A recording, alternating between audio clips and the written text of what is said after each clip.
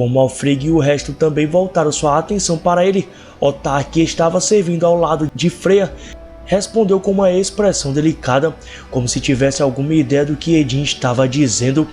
É verdade que Milady tem passado mais tempo ultimamente sozinha em contemplação, ou olhando para o céu de sua janela sem ouvir as conversas das criadas ou fazer suas rejeições.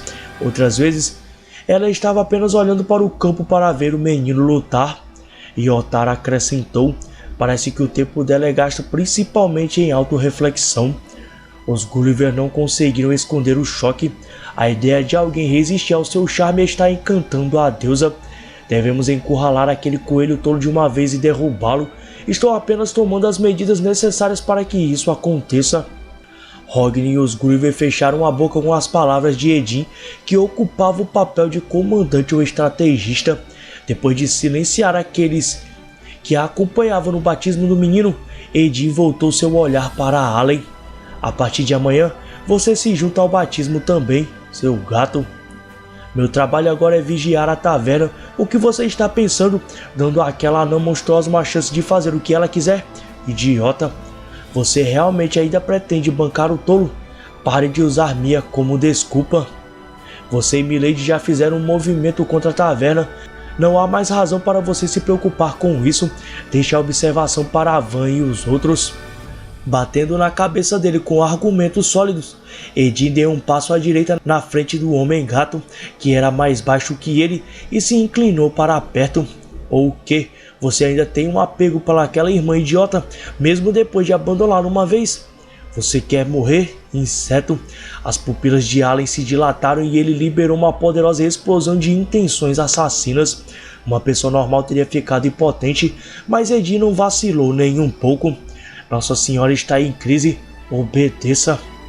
O primeiro a desviar o olhar na competição de encarar foi Allen. Zombaria em vez de um reconhecimento verbal, uma aceitação silenciosa. Irritado, ele empurrou Edin para trás com uma das mãos. Não houve discussão de Hogni, Alfrig ou dos restos dos irmãos. Todas as suas prioridades alinhadas no topo em Freya. Cada um deles queria mais proteger o coração da deusa.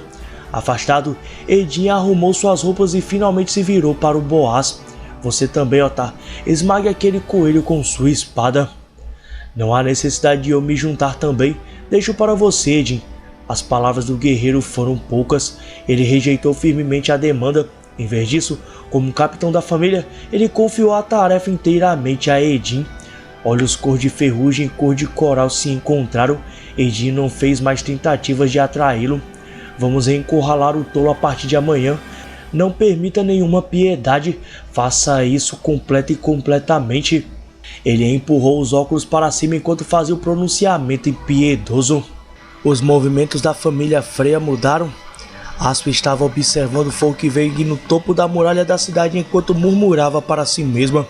Era exatamente meio-dia, mas o céu estava envolto em nuvens cinzentas, enquanto o resto da cidade voltava ao normal após o festival da deusa, sem saber que havia sido distorcido pelo poder do feitiço de Freya.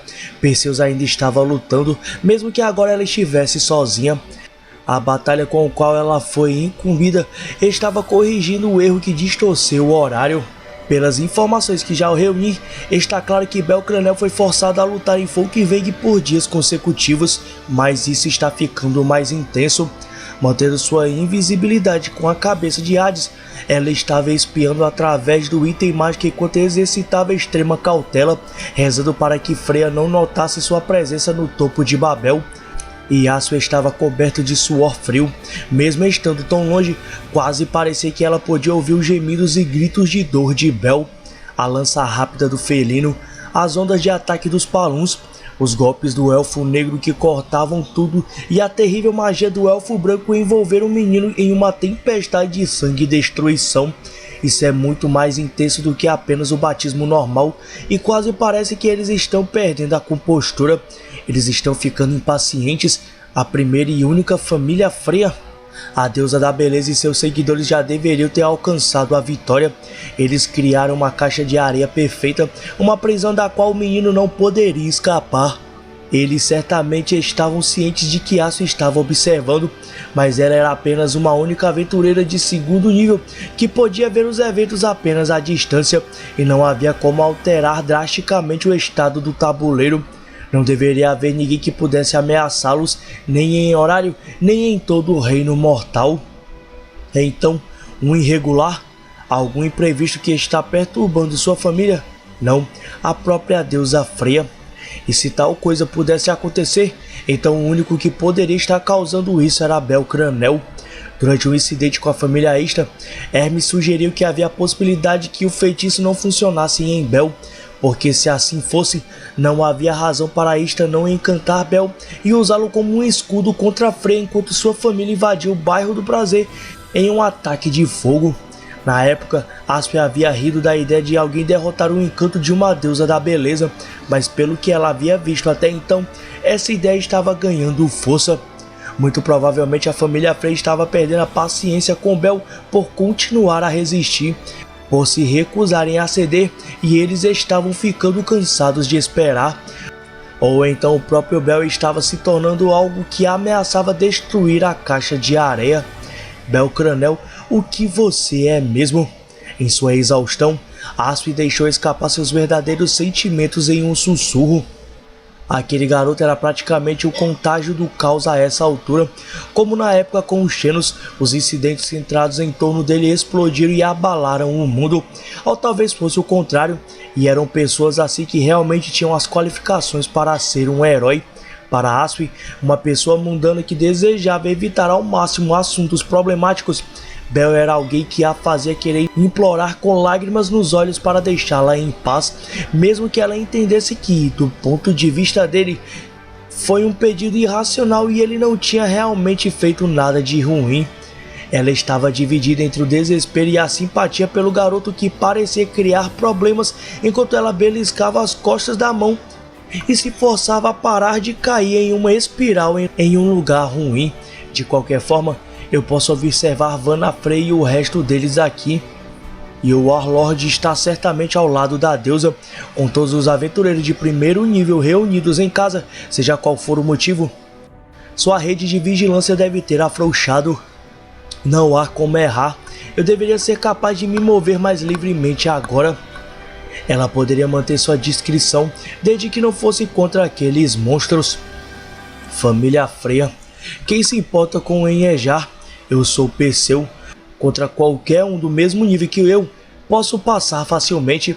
Se eu estiver cercado por aventureiros de nível 4, então é o fim do jogo, mas eu vou passar de qualquer jeito.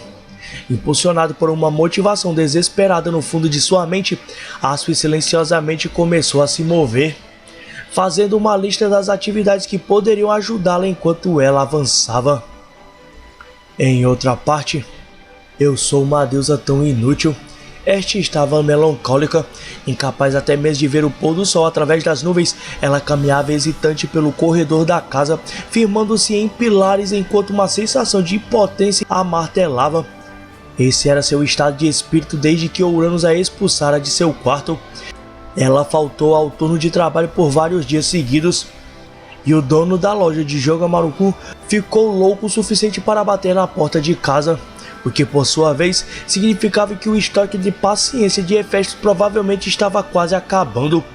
O momento em que ela seria demitida estava se aproximando, e Lily, que não sabia nada sobre o que estava acontecendo, a repreendeu para voltar ao trabalho porque estava causando problemas para a família. Esta não estava tentando usar isso como desculpa para relaxar.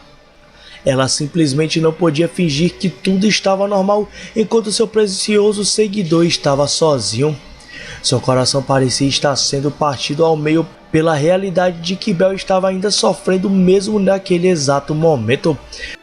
Um farfalhar despertou daqueles pensamentos dolorosos. O quê? Um pedaço de papel? De onde veio isso? Eu deixei cair?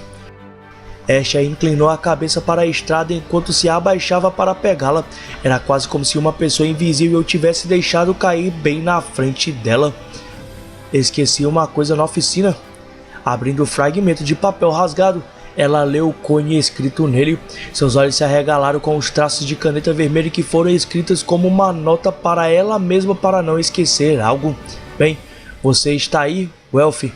Ela fez questão de gritar em voz particularmente alta enquanto corria pela casa.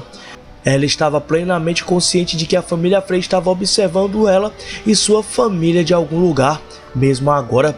Então Asha concordou com o memorando e agiu como uma deusa tola que havia deixado algo por aí.